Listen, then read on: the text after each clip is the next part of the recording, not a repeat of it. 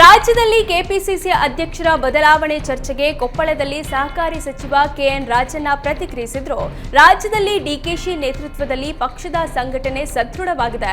ಬೆಳಗಾವಿಯಲ್ಲಿ ನಡೆದ ಕಾರ್ಯಕ್ರಮವನ್ನ ನೀವೆಲ್ಲ ನೋಡಿದ್ದೀರಿ. ಎಐಸಿಸಿ ಅಧ್ಯಕ್ಷರು ತಮ್ಮ ಕೆಲಸ ಮಾಡಲು ಹೇಳಿದ್ದಾರೆ. ಪಾರ್ಟಿಯಲ್ಲಿನ ಕೆಲಸದ ಬಗ್ಗೆ ಮಾತನಾಡಬೇಡಿ ಅಂತ ಹೇಳಿದ್ದಾರೆ ಅಂತ ಸಚಿವ ಕೆಎನ್ ರಾಜಣ್ಣ ಹೇಳಿದ್ರು. ರಾಜ್ಯದಲ್ಲಿ ಜಾರಿಯಲ್ಲಿರೋ ಯಾವುದೇ ಗ್ಯಾರಂಟಿಗಳನ್ನ ನಿಲ್ಲಿಸೋದಿಲ್ಲ. 1 ತಿಂಗಳ ಹಣ ಬರೋದು ವಿಳಂಬವಾಗಿರಬಹುದು, ಆದ್ರೆ ಯಾವುದೇ ಕಾರಣಕ್ಕೂ ಗ್ಯಾರಂಟಿ ಯೋಜನೆಗಳನ್ನ ನಿಲ್ಲಿಸೋಲ್ಲ ಅಂತ ಸಚಿವ ರಾಜಣ್ಣ ಸ್ಪಷ್ಟನೆ ಕೊಟ್ಟರು. ಗ್ಯಾರಂಟಿ ಮೇಲೆ ಗ್ಯಾರಂಟಿ ಕೊಟ್ಟರು, ಕೇಜ್ರಿವಾಲ್ ಮಕಾಡೆ ಮಲಗಿದ್ದಾರೆ ಅಂತ ವಿಪಕ್ಷ ನಾಯಕ ಆರ್ ಅಶೋಕ್ ಹೇಳಿದ್ದಾರೆ.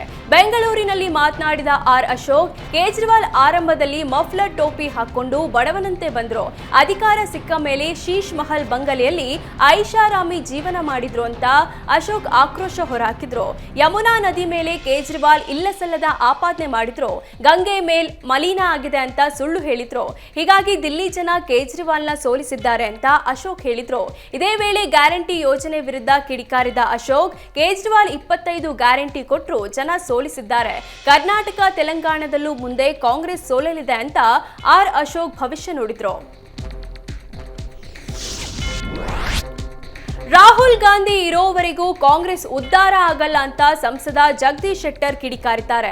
ದೆಹಲಿ ಚುನಾವಣೆ ಸಂಬಂಧ ಹುಬ್ಬಳ್ಳಿಯಲ್ಲಿ ಮಾತನಾಡಿದ ಶೆಟ್ಟರ್, ಇಡೀ ರಾಷ್ಟ್ರದಲ್ಲಿ ಕಾಂಗ್ರೆಸ್ ಕುಸಿತಿದೆ, ತೆಲಂಗಾಣ ಕರ್ನಾಟಕದಲ್ಲಿ ಮಾತ್ರ ಕಾಂಗ್ರೆಸ್ ಅಧಿಕಾರದಲ್ಲಿದೆ ಅಂತ ಹೇಳಿದ್ರು.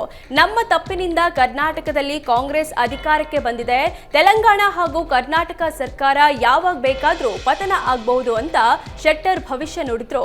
ಡಬಲ್ ಇಂಜಿನ್ ಸರ್ಕಾರವಿರುವ ರಾಜ್ಯಗಳಲ್ಲಿ ಮಾತ್ರ ಒಳ್ಳೆ ಕೆಲಸಗಳು ಆಗ್ತವೆ. ಹೀಗಾಗಿ ದೆಹಲಿಯಲ್ಲಿಯೂ ಡಬಲ್ ಇಂಜಿನ್ ಸರ್ಕಾರವನ್ನ ಜನ ಆಯ್ಕೆ ಮಾಡಿದ್ದಾರೆ ಅಂತ ಜಗದೀಶ್ ಶೆಟ್ಟರ್ ಹೇಳಿದ್ರು.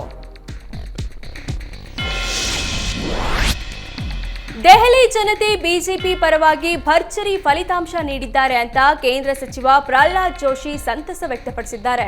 ಹುಬ್ಬಳ್ಳಿಯಲ್ಲಿ ಮಾತನಾಡಿದ ಅವರು, ನಾವು ಭರ್ಜರಿ ಮುನ್ನಡೆ ಸಾಧಿಸಿದ್ದೇವೆ, ಗೆದ್ದಿದ್ದೇವೆ. ದೆಹಲಿ ಜನರು ನಮಗೆ ಸ್ಪಷ್ಟ ಬಹುಮತ ನೀಡಿದ್ದಾರೆ ಅಂತ ಖುಷಿಪಟ್ಟರು. ದೆಹಲಿ ಜನರು ಪ್ರತಿಪಕ್ಷಗಳಿಗೆ ಸರಿಯಾದ ದಾರಿ ತೋರಿಸಿದ್ದಾರೆ. ಭ್ರಷ್ಟಾಚಾರ ವಿರುದ್ಧ ಹೋರಾಟ ರೂಪಿಸಿ ಈಗ ಭ್ರಷ್ಟಾಚಾರದಲ್ಲೇ ಮುಳುಗೋಗಿದೆ.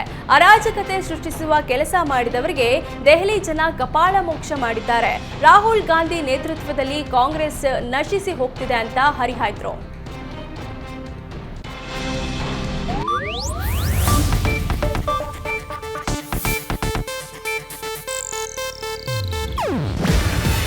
ಇದು ಏಷ್ಯಾನೆಟ್ ನ್ಯೂಸ್ ನೆಟ್ವರ್ಕ್ ಪ್ರಸ್ತುತಿ.